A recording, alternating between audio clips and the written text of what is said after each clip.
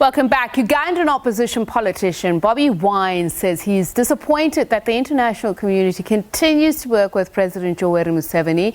Wine accuses the incumbent of ruling with an iron fist with continued violations of human rights.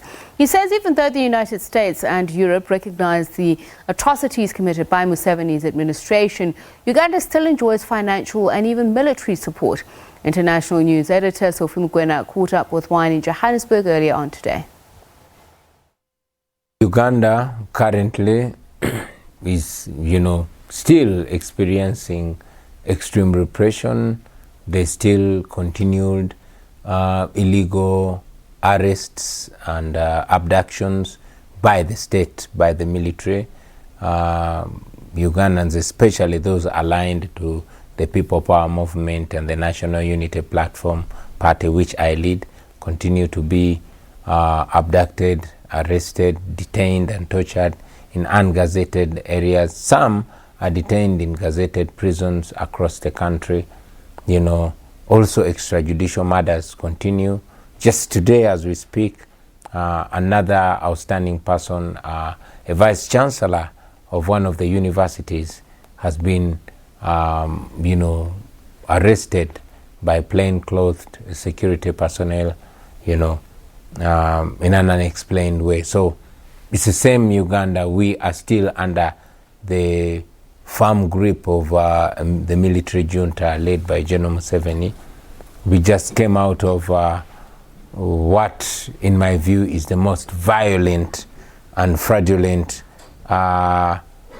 election in the history of Uganda. I wouldn't really call it an election because many parts of the country did not even have the opportunity to cast their vote, and as you might be aware, the internet was completely switched off, electricity switched off, phone lines switched off, radios and TV stations restricted from covering or even mentioning any word about the elections, and the military was largely in charge of the election. Are you disappointed that the international community didn't do much to put pressure on the government in Uganda and the Electoral Commission there to ensure that elections were free and fair, or create a climate for elections to be free and fair?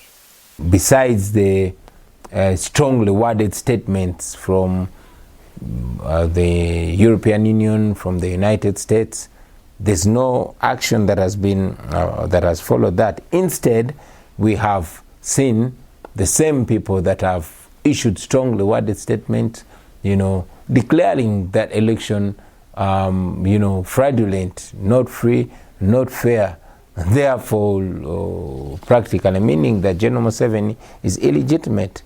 But it's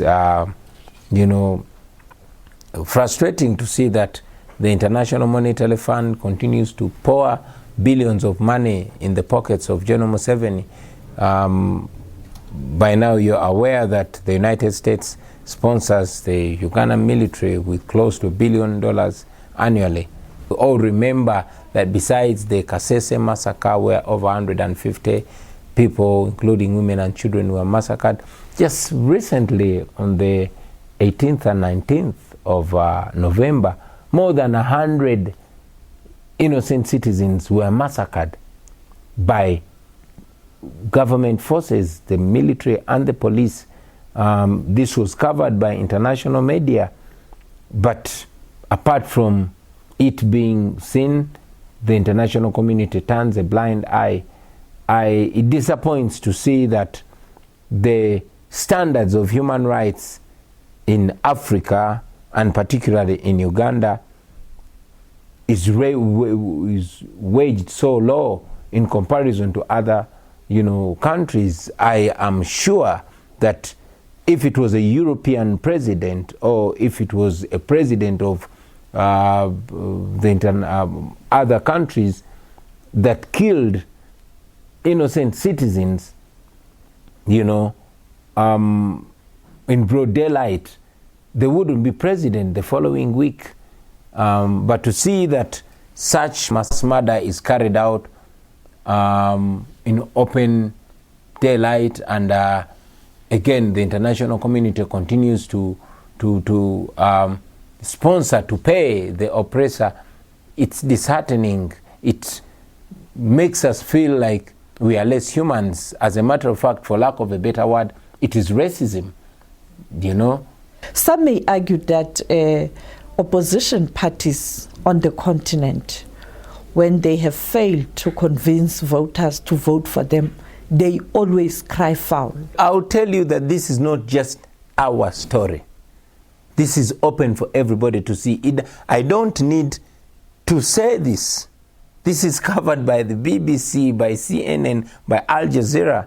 I did not author the report of the U.S. Foreign Department. It is the U.S. Foreign Department that issued the statement. You know, I did not issue the statement from the European Union. They issued it, you know. But to see that it is just a statement from people, fellow members of the international community, who we have always been asking to at least make the rule of law, the respect for human rights and democracy a precondition for cooperation with Uganda. That's all we're asking for. We are not asking them to come and fix things in Uganda. We are only asking them not to sponsor our oppression, not to sponsor mass murder, not to sponsor genocide. So this is not, we are not speaking just as opposition. Here I am speaking the words that many Ugandans don't have the opportunity and platform to speak. At the end of the day, it is about the citizens of Uganda to create a conducive climate for political activities, but also synergy between government and opposition in the interest of the country and its people. Are you prepared for dialogue, or there is no space for dialogue? We believe in dialogue, but we are taught by the great Mandela that it is only free people that discuss, that negotiate. You cannot put your boot on my neck and say, let us talk. You know, right now, we are imprisoned in our own country.